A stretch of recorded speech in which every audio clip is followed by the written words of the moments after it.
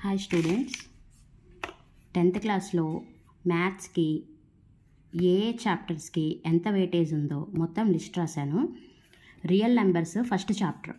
ఆ real numbers అనేది 1 మార్క్కి 1 question వస్తుంది, 2 మార్క్స్కి అసలు రాదు, అలాగే 4 మార్క్స్ రాదు, 8 మార్క్స్ ఒక క్వశ్చన్ వస్తుంది, టోటల్ 9 మార్క్స్.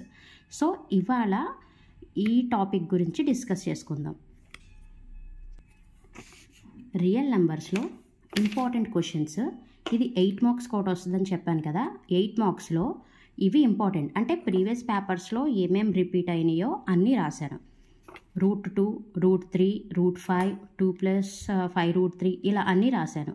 ఈ 5 - √3 అనేది కొంచెం ఎక్కువసార్లు రిపీట్ అయింది. ఓకే, అలాగే 1 మార్క్ ఒక క్వశ్చన్ వస్తున్నాను కదా, అవి ప్రైమ్ ఫ్యాక్టరైజేషన్ అనమాట. అది కూడా చెప్తాను. ఫస్ట్ 8 మార్క్స్ డిస్కస్ చేద్దాం.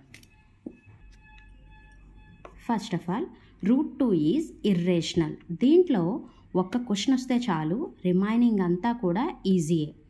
ఒక క్వశ్చన్ బట్టి ఇంకో క్వశ్చన్ రాసేయగలం ఖచ్చితంగా. 8 మార్క్స్ క్వశ్చన్లో క్వశ్చన్ నెంబర్ ఎంత అని చెప్పాను, క్వశ్చన్ నెంబర్ 29లో ఏ ఖచ్చితంగా వీటికి సంబంధించే వస్తుంది. ప్రీవియస్ పేపర్స్ మనం చూసుకున్నట్లయితే ఇక్కడ ప్రీవియస్ పేపర్ చూడండి. ఇది ఫస్ట్ క్వశ్చన్ దేనికి సంబంధించింది, ప్రైమ్ ఫ్యాక్టరైజేషన్ అంటే రియల్ నెంబర్స్ ఫస్ట్ చాప్టరే. ఇప్పుడు సెక్షన్ 4 కదా ఎస్ఏ క్వశ్చన్స్ అంటే. సెక్షన్ 4లో చూడండి, 2+5 √3 ఈజ్ ఇర్రేషనల్. అవునా?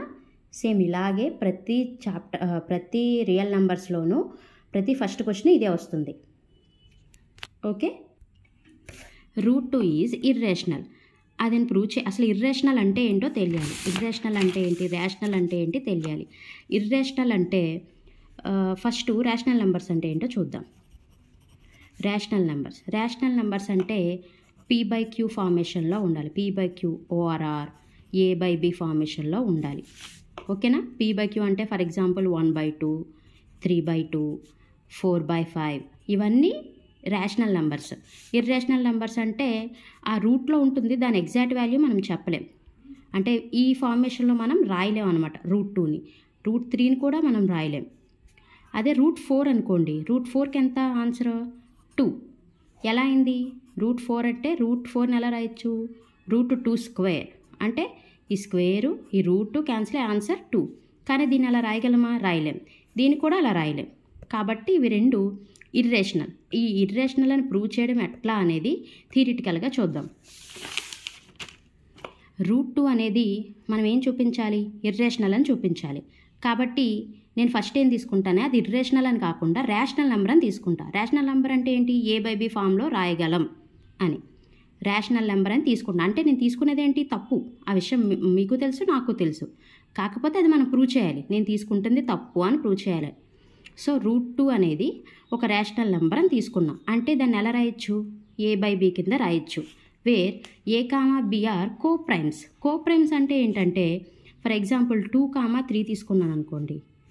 2కి ఫ్యాక్టర్స్ ఏంటి, ఫస్ట్ టేబుల్లో పోద్ది, సెకండ్ టేబుల్లో పోద్ది. 3కి ఫ్యాక్టర్స్ ఏంటి, ఫస్ట్ టేబుల్లో పోద్ది, థర్డ్ టేబుల్లో పోద్ది. ఈ రెండింటికి కామన్గా 1 మాత్రమే ఉంటుంది, ఇంకేవి కాదు.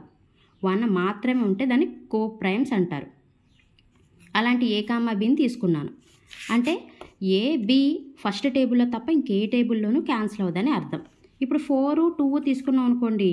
4 ఏమో ఎలా రాయొచ్చు, ఫస్ట్ టేబుల్లో పోద్ది, సెకండ్ టేబుల్లో పోతుంది, ఫోర్త్ టేబుల్లో పోతుంది. అదే 2 తీసుకుంటే ఫస్ట్ టేబుల్, సెకండ్ టేబుల్. మరి ఇక్కడ సెకండ్ టేబుల్ పోతుంది, ఫస్ట్ టేబుల్ పోతుంది. కాబట్టి ఈ రెండు కోప్రైమ్స్ కాదు. ఓకేనా? సో A/B కోప్రైమ్స్ అంటే అర్థమైంది కదా. A, Bలు ఒకే టేబుల్లో పోవాలి, అది కూడా 1 మాత్రమే అవ్వాలి. వాటిని కోప్రైమ్స్ అంటారు. కోప్రైమ్స్ అని తీసుకున్న తర్వాత B ≠ 0.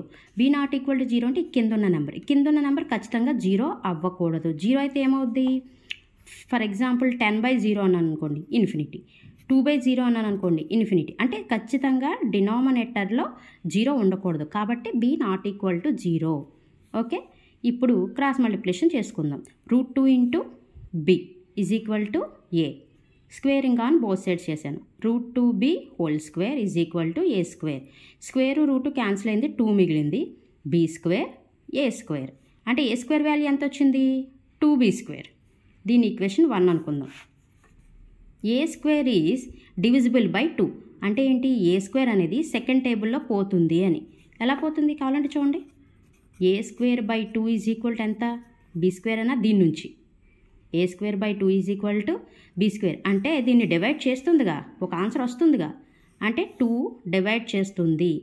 ఏ స్క్వేర్ని డివైడ్ చేస్తుంది అంటే ఖచ్చితంగా ఏను కూడా డివైడ్ చేస్తుంది. ఏంటది? 2. A is divisible by 2, A square is divisible by 2 అంటే ఏంటి? ఎన్నిసార్లు పోతుంది? k టైమ్స్ అనుకుందాం. అంటే ఇప్పుడు ఫర్ ఎగ్జాంపుల్ 8 ఉంది. 8 సెకండ్ టేబుల్లో పోతుంది అన్నాను. ఎన్నిసార్లు క్యాన్సిల్ అవుతుంది? 4 టైమ్స్. అవునా? అంటే ఇక్కడ ఏ అనేది ఎన్నిసార్లు క్యాన్సిల్ అవుతుంది?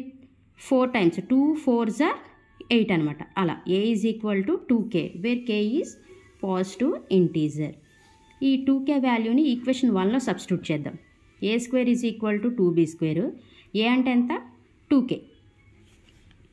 2k whole square is equal to 2b square. 4k square is equal to 2b square. 4 square ఎలా వచ్చింది? 2 స్క్వేర్ అంటే 4, k square 2b square. So b square is equal to ఎంత? 2k square. ఎందుకు? ఇది దీంట్లో ఎన్నిసార్లు క్యాన్సిల్ అయింది? 2 times.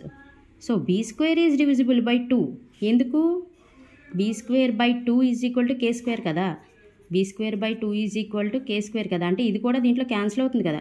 So b square is divisible by 2, b is divisible by 2. మరి మనకి ఏం చెప్పాను? ఏ బి ఫస్ట్ టేబుల్లో మాత్రమే క్యాన్సిల్ అవ్వాలి, కే టేబుల్లోనూ క్యాన్సిల్ అవ్వకూడదని చెప్పానుగా. కానీ ఏ బీలు దేంతో డివిజిబుల్ అవుతున్నాయి? 2తో డివిజిబుల్ అవుతున్నాయి. అంటే దీని అర్థం ఏంటి? మనం తీసుకున్నది తప్పు. ఏం తీసుకున్నాం? ఏ బీలు కోప్రైమ్స్ తీసుకున్నాం, ఏ బై బి కింద రాసాం కదా. సో మనం తీసుకున్నది తప్పు. దాన్ని ఎలా రాస్తాం? It is contradicts the fact that. Contradicts అంటే తప్పు అని.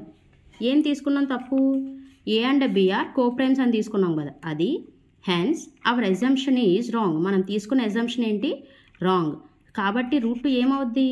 Irrational number. మనం రేషనల్ నెంబర్ అని తీసుకున్నాం, అది తప్పు. కాబట్టి ఇంక వేరే ఆప్షన్ ఏమవుద్ది? ఇర్రేషనల్. సేమ్ అలాగే √3 ఈజ్ యాన్ ఇర్రేషనల్ నెంబర్ అని చూపించాలి. √3 ఈజ్ ఇర్రేషనల్ అంటే మనం ఏం తీసుకోవాలని చెప్పాను? సేమ్ √2 లాగే √3 అనేది రేషనల్ నెంబర్ అని తీసుకుంటాం. √3ని ఎలా రాయొచ్చు? ఏ బై బి కింద రాశాను. A comma బీలేంటి?